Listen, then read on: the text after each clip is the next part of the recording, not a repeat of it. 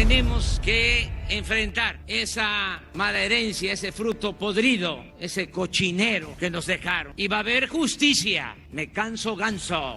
Durante sus primeros 3 meses asesinaron a 8,524 mexicanos. Si continúan las cifras igual, el 2019 va a ser el año más sangriento y violento en la historia moderna de México. Cuando haya más bienestar, va a bajar. ¿Cuándo sería eso? La inseguridad. Yo creo que en 6 meses... Sería irresponsable asumir que en 6 meses va a cesar la violencia. En la ciudad de Minatitlán, un comando armado irrumpió en una fiesta y donde se reporta al menos 13 personas fallecidas. Por favor, que ponga punto final a todo esto que está sucediendo. Porque sí es muy penoso que Minatitlán, que se supone que debe de estar apoyado por el gobierno, un presidente que realmente no nos apoya para nada, que no ha dado la cara. ¿Quién le compone porque están matando?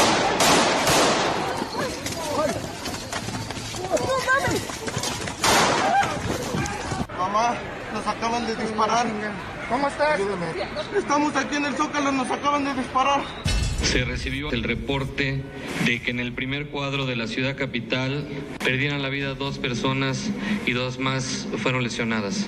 Cuando yo puse el primer pie sobre el autobús empezó la balacera, yo todavía alcancé a ver a los encapuchados. Solamente yo subí gateando y me escondí en uno de los asientos y me hice como que estaba muerta. Un muerto y 11 lesionados. Un ataque de un grupo armado hacia el bar. De que había sido un atentado, que había sido un ataque contra mí, que había sido un intento de asalto a mi persona, y no. Es una calle donde asaltan continuamente. Pues lamentablemente nos tocó en una colonia exclusiva de la Ciudad de México, que lo que habla de pues el nivel en el que se encuentran las cosas en la ciudad. Bueno, hay alguna recopilación de audios relativos a seguridad, relativos a la problemática que estamos viviendo, a esta crisis, a este infierno en muchos lugares y para muchas personas también. El día de hoy, aquí en este espacio, nos acompaña María Idalia Gómez. María Idalia, qué gusto verte. ¿Cómo estás? Me da muchísimo gusto saludarte. A mí me da muchísimo más gusto verte también hace tanto tiempo y gracias por invitarme. No, hombre, al contrario, gracias, María Idalia Gómez. Y está también con nosotros Manely Castilla. Usted conoce muy bien a Manely Castilla, el excomisionado de la Policía Federal y, bueno, pues experto en temas de seguridad. Manely, bienvenido, ¿cómo estás? Muchísimas gracias, Luis, muy contento de estar otra vez en tu espacio y en compañía de María Idalia. Muchas gracias, Manely. María Idalia, cuéntanos primero, ¿cómo ves este contexto? ¿Qué es lo que no es que esto haya nacido en este gobierno, pero tampoco fue del anterior? O sea, como que ha sido una problemática que fue avanzando hasta el punto en que hoy parece ya insostenible en muchos sentidos. ¿Cuál es tu panorama, tu primer diagnóstico, digamos, tu primera visión? Bueno, teníamos una tendencia a la alza de descomposición de delitos en los últimos 3 años de gobierno del pasado, de Enrique Peña Nieto, que no pudo remontar, que no pudo cambiar, salvo en algunos delitos, que sí fue efectivo, como lo fue el secuestro, ¿no? Por ejemplo, algunos controles territoriales que se fueron estableciendo en algunos lugares del país, donde se disminuyó la delincuencia. Tamaulipas, por ejemplo, bajó cierto grado de confrontación, bajó en Sonora, en Chihuahua, en algunos puntos, pero estaba como hirviendo, ¿no? Por abajo todo. Al cambio de gobierno, que es normal, todos los cambios de gobierno te trae un rompimiento porque te rompe la dinámica que traías. Y que te tienes que subir en un tren en marcha y además a toda velocidad, en el caso de seguridad. El problema es que no se han subido, ¿no? No se han terminado por subir, han implementado una serie de medidas que son muy arriesgadas, como el tema de la fundación de una institución, que es la Guardia Nacional, y con gente que no necesariamente es experta, ¿no? Como lo es el señor Durazo, y con una recomposición de la estructura gubernamental en el ámbito de la seguridad muy intensa, que invariablemente te abre vacíos, invariablemente te hace romper con estructuras que ya estaban trabajando y diseñándose para que funcionaran, y va a tener un costo, y está teniendo un costo que está todo muy suelto. En realidad está todo muy suelto porque todavía no acaban de acompasar las cosas con los estados, con los municipios, que también quedaron descompuestos de la administración desde Felipe Calderón, ni siquiera de la pasada. Entonces, hay un espacio abierto en donde, para mí, en lo personal, y por la información que tengo de gobierno, de autoridades, incluso internacionales, hay dos momentos. Uno, en donde se están estableciendo las nuevas reglas del nuevo gobierno y cómo va a trabajar, y donde está poniendo a prueba la delincuencia al nuevo gobierno. Entonces, en esa medida, en esa arena, estamos jugando, y es muy peligroso, es un terreno muy pantanoso, en donde se está apostando a que funcione, pero que no se ve mucho ni el compromiso de los gobiernos de los estados, ni tampoco todavía la acción y el plan bien establecido del gobierno federal. Maneli Castilla, ¿qué opinión tienes? Bueno, primero, sería muy interesante saber cómo está México, analizar el tema desde una perspectiva regional, para después ver el tema particular. Hoy México comparte, junto con otros 4 países, una tasa de homicidios superior a los 20. Sí. Estamos junto con Brasil, Colombia, Guatemala. Y eso nos coloca una tabla media de lo que está sucediendo en la región. Y sin comprender lo que está sucediendo en la región, sería muy complicado entender esta dinámica criminal a la que se ha referido oportunamente Maridalia. Ya en el tema local compartimos la visión de que ha habido una desarticulación de esfuerzos que se venían dando, concretamente la colaboración de las instancias civiles de persecución, prevención de delitos, junto con el Ejército Mexicano, la Marina Armada de México. Me parece que había una tendencia a contener el fenómeno en algunas regiones. Notoriamente en la recta final había un alza que ya la estadística del secretario ejecutivo marcaba como una tendencia que difícilmente se iba a detener, pero en esta dinámica de entrar en un nuevo esquema se han detenido esfuerzos. Es imposible llevar la dinámica que se tenía cuando estás partiendo de la creación de un nuevo cuerpo de seguridad que ha implicado, no porque así sea la voluntad, pero es un proceso natural, la desarticulación de esfuerzos de primer nivel en materia de persecución, prevención, contención del delito. Y creo que eso se ha notado en diferentes estados con diferentes manifestaciones que hace algún tiempo no veíamos, como el tema de Morelos, la actuación de un sicario en un lugar en donde en cualquier parte del planeta se intuye controlado o se intuye.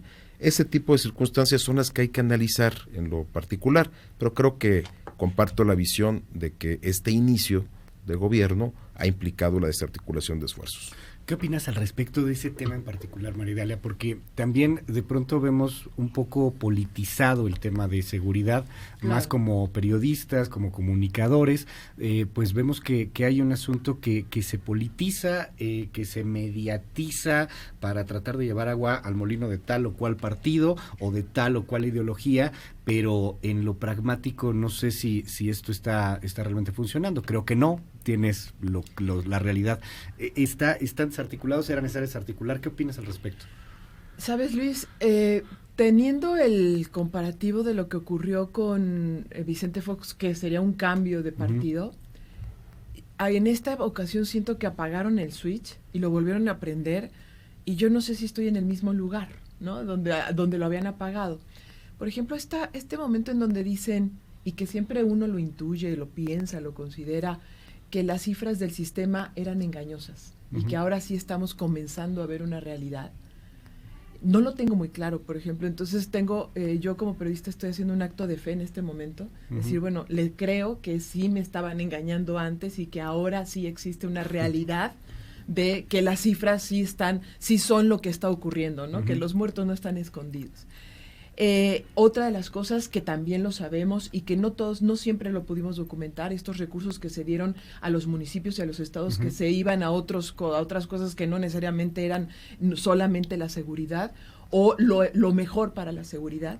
Y eso es cierto, había agencias privadas que se dedicaban a venderle a los municipios y a los estados así es, las estrategias jurídicas para bajar el recurso y desviarlo hacia otro lado. Eso Sí. existe y hay documentación al respecto. O que te hacían comprar patrullas donde no tenías ni policías para que manejaran las patrullas. Tenías más patrullas que policías. Sí, entonces una serie de incongruencias que ahora estamos viendo, entonces están diciendo, bueno, espérenos, estamos limpiando.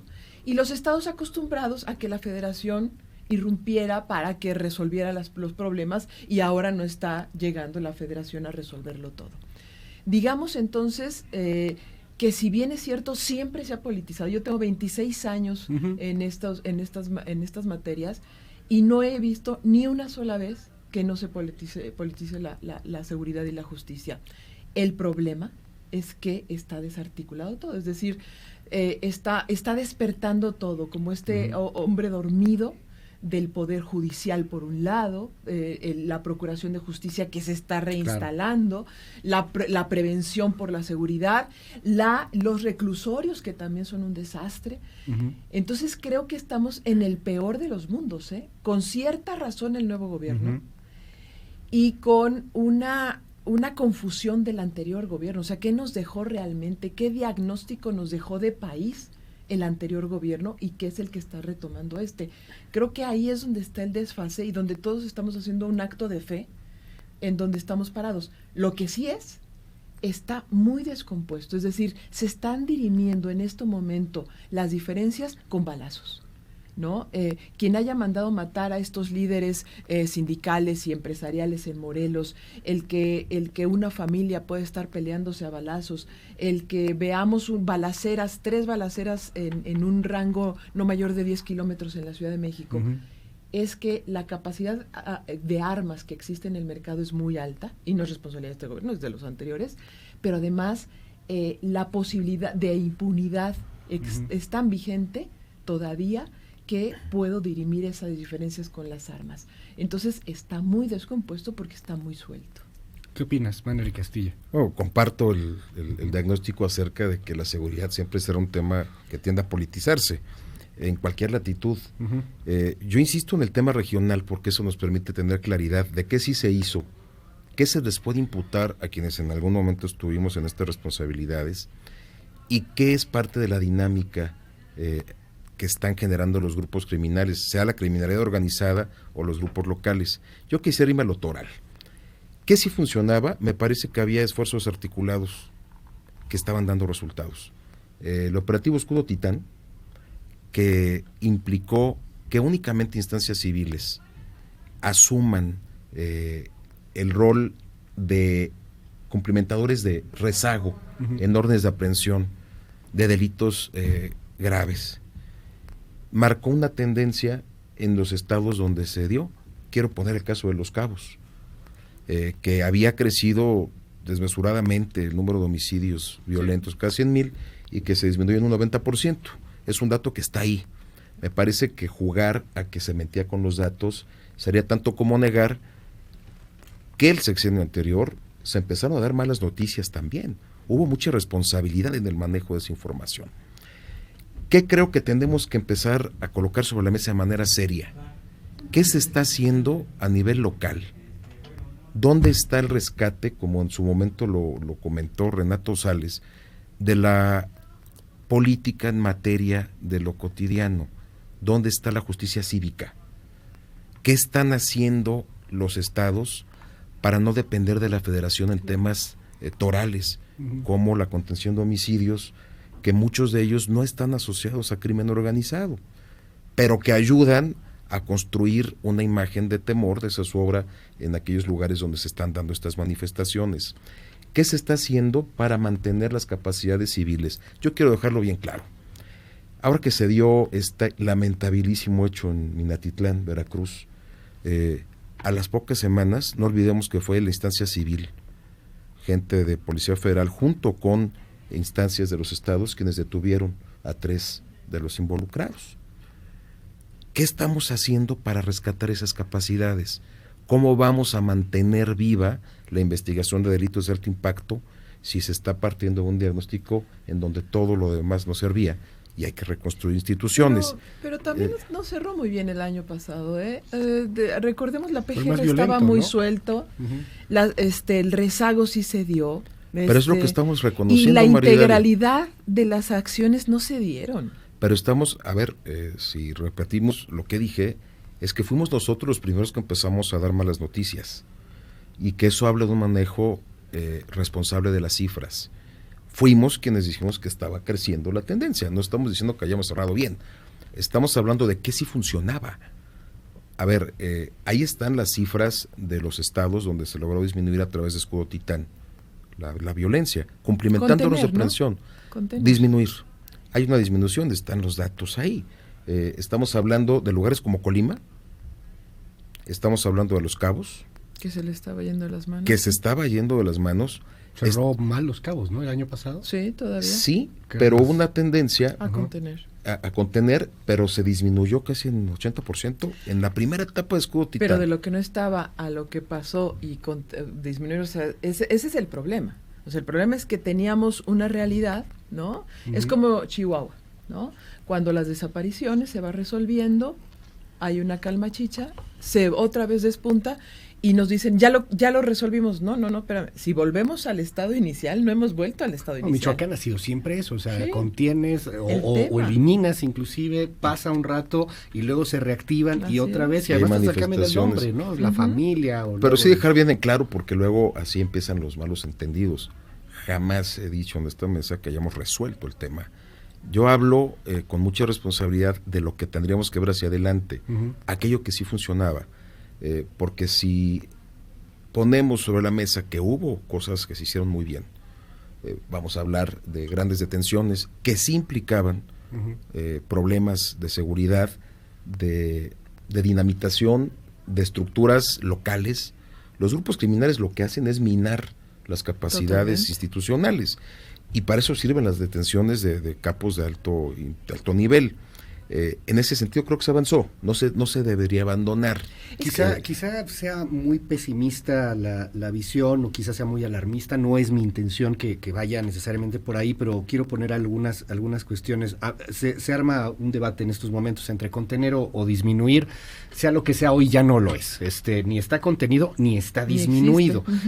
Ahora bien, el asunto más allá de los resultados que pudo haber tenido el gobierno o no pudo haber tenido el gobierno, o de lo que está haciendo este gobierno, es ver una realidad que empieza a preocupar, y lo voy a citar por lo que decías, Maridalia, por lo que decías, Manelik: mucha violencia, muchas armas, no sé si se están arreglando los temas sindicales a balazos, o si estaban ligados a crímenes organizados, una frontera que empieza a ser muy atractiva para pasar muchas cosas hacia los Estados Unidos, un sistema migratorio que pues evidentemente no está funcionando.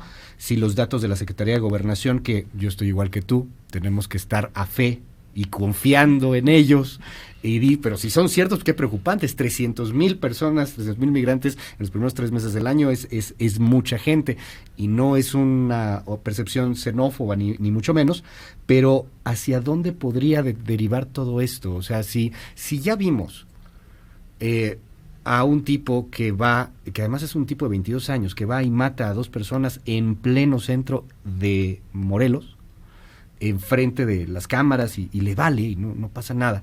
Y ya vimos que el fin de semana en Jalisco sacaron 38 cuerpos de no sé cuántas fosas que estaban ahí en casas de seguridad, y vemos las balaceras aquí. ¿Hacia dónde puede caminar esto? Y me gustaría mucho conocer su opinión, más por lo que platicamos muchas veces, Maridalia, lo que hemos platicado, Manelik. ¿Esto puede terminar en un asunto más peligroso?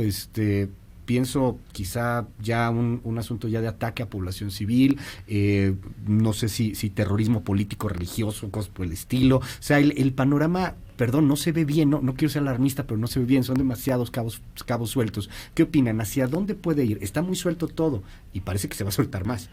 Yo creo que, atando a lo que decíamos antes, es que en el gobierno pasado lo que hubo son personas que con su carisma y con su determinación hicieron cosas.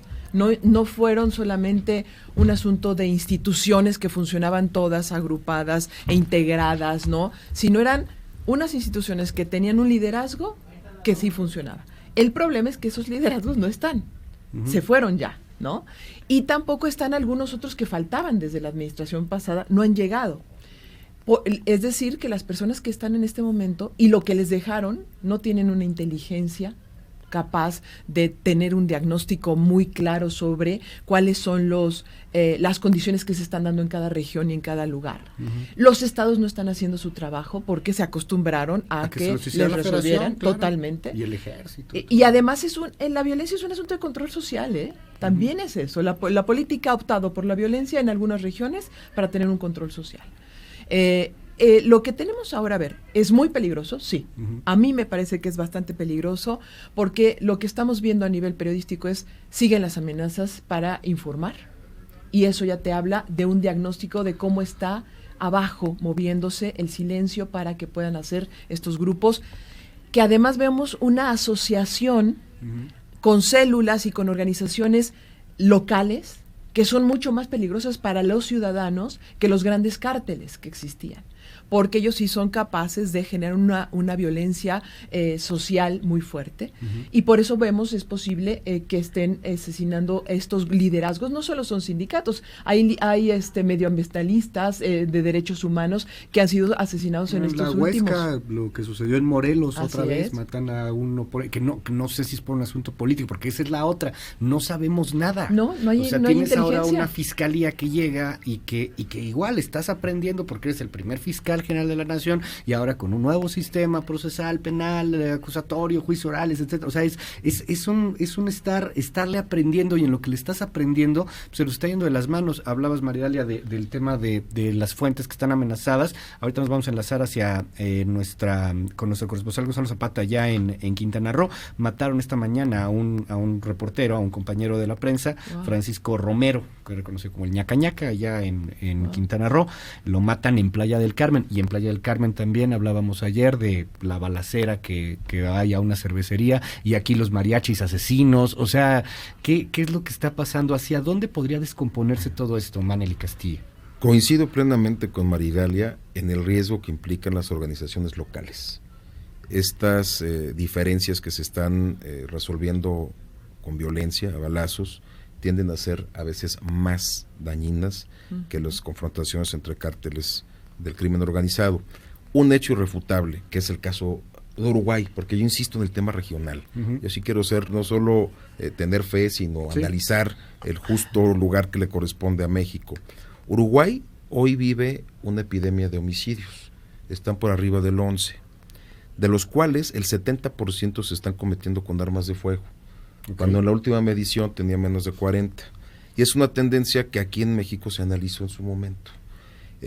Cómo había incrementado el número de homicidios, que pasó de ser 3 de cada 10 a 7 de cada 10 con armas de fuego.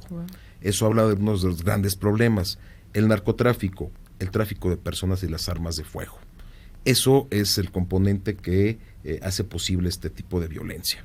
A mí me gustaría, lo dije en este espacio, creer, y así lo considero, que hay una buena intención del gobierno para resolver el tema. Tienen sus líneas muy claras en lo social, en lo educativo, en lo laboral. Quieren atacar aquellos problemas que, en su opinión, son causantes de la criminalidad.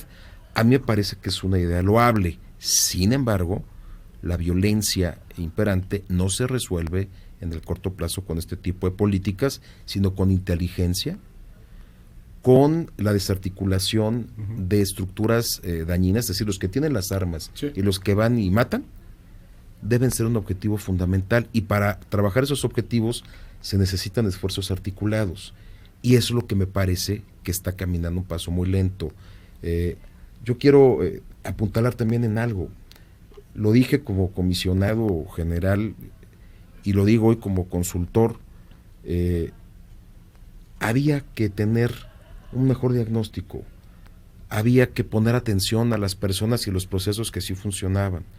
Hoy, lo digo, se están desarticulando estructuras, y pongo un ejemplo muy rápido. Hay una maestría que imparte el CESNAP, la Marina, y una que imparte las Fuerzas Armadas, el Ejército. A los dos integrantes de Policía Federal que durante el último año se fueron a formar con ellos, les acaban de dar las gracias, en las cosas que estaban haciendo en vez de ser aprovechadas. Es un dato. Pero qué peligroso. O sea, bueno, si te corren teniendo esa información, teniendo esa formación. Y sobre todo porque te formaste con ellos, eres un civil que va a trabajar un año a formar conocimiento, a compartir con las Fuerzas Armadas, que me parece que podrían ser muy útiles, pues en vez de decir, vamos a ver cómo trabajamos, los reciben diciendo muchas gracias hasta que llegaste en tu posición. A eso me refiero, y estoy convencido de que son cosas que no son del conocimiento del secretario Durazo, son cosas de lo cotidiano, y se están desarticulando estas capacidades. Yo creo en la disposición del gobierno, hoy como consultor, aliado con gente como Renato González, como Álvaro Vizcaíno, que queremos seguir aportando desde nuestra trinchera. Creemos que es importante mantener estas capacidades y que los gobiernos locales asuman mejores prácticas que no dependan necesariamente de la federación. Ahí es donde hay que apuntalar. Todo lo que está sucediendo y que has dicho en esta mesa tiene un impacto nacional, pero tiene una genealogía local. ¿Qué opinión te merece? Así que para concluir, se nos fue como agua a la mesa. Para concluir, ¿qué opinión les merece con todo el asunto hoy? Pues es una mesa de ciudadanos, al final exfuncionario. La mirada de los periodistas que siempre estamos escuchando a los políticos es así de, no te creemos. Hubiera visto la mirada de Maridalia, se lo trae en serio. Pero a ver, para concluir, ¿hacia dónde tendríamos que ir? Guardia Nacional, ¿qué les parece? El ejército va a funcionar, y sobre todo esta idea de la cuarta transformación del gobierno del presidente en torno a que voy a dar dinero y voy a dar becas y con eso pues vamos a lograr que baje la violencia y que se vayan disminuyendo poco a poco los ilícitos. ¿Creen que eso vaya a funcionar, que no vaya a funcionar? Ahora sí que a modo de conclusión. Yo creo que sí va a funcionar a muy largo plazo, y creo también que es posible que tenga muchas luces la Guardia Nacional, como sombras, quizá menos, pero sí, como herramienta inmediata, que es lo que tiene este gobierno.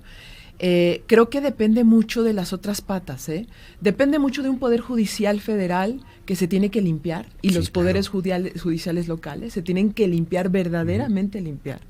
Dependen de las prisiones, que se deben de volver a tomar el control real y no ser espacios en donde se están rebasando constantemente a las autoridades, y que no se nota porque simplemente no estamos adentro, pero se rebasan constantemente. Las capacidades de los municipios en la seguridad y en la prevención, y de los estados, se tienen que recuperar, los tienen que asumir, se los tienen que obligar a que los asuman estos gobiernos. Y también por parte de la Fiscalía General. Vemos en este momento una fiscalía paralizada. Vemos. Eso no significa que esté, ¿no? Pero sí uno habla con muchas áreas y está paralizada. Y de ahí depende el tema de la impunidad. Y la otra, que es todavía peor, es la organización social. En este momento nadie puede bajar los brazos, nadie, ni las instituciones periodísticas, ni los medios de comunicación, ni las sociedades organizadas o no, para que estar demandando y exigiendo, denunciando, abriendo, impugnando. Porque esto de otra manera no se resuelve. No es una tarea de gobierno, ya vimos que se la dimos y no funcionó. Y también aquellos que saben cómo funciona y que están en sus capacidades a aportar, tienen que hacerlo en este momento. Es el tiempo de la ciudadanía, es el tiempo de la sociedad y de impulsar que el gobierno funcione, porque si no, el abismo está muy cerca. ¿Qué lejos estamos de Colombia, por ejemplo, cuando con Escobar, cuando los bombazos, cuando los ataques, la sociedad colombiana se unió y exigió caiga quien caiga, y cayeron muchos funcionarios de altísimo nivel. Pero llegar a eso costó 20 años, Luis, Sí. Les costó 20 años. Y además, ya casi llegamos 20 años. Pero además, Luis, hay un tema que quisiera contar, el tema de Colombia. Recordemos que si hay algo que propició el crecimiento de esa amenaza llamada cartel de Medellín, cartel de Cali, fue la sociedad permisiva que se dejó seducir por los falsos privilegios que un promotor de un narcoestado realizó, comprar propiedades a un precio desmedido, etcétera. Y esos son temas que desde lo social... llegó a la presidencia también. Y querer tomar la parte política del Estado colombiano. Entonces sí me parece que hay que revisar la región. Yo quiero insistir en eso. ¿Va a funcionar? Creemos que va a funcionar, sí y solo sí. El gobierno actual hace una pausa y revisa esas capacidades que han costado muchos años construir, que no tiene que ver con partidos ni con preferencias políticas. Tiene que ver con la construcción de auténticos policías de carrera.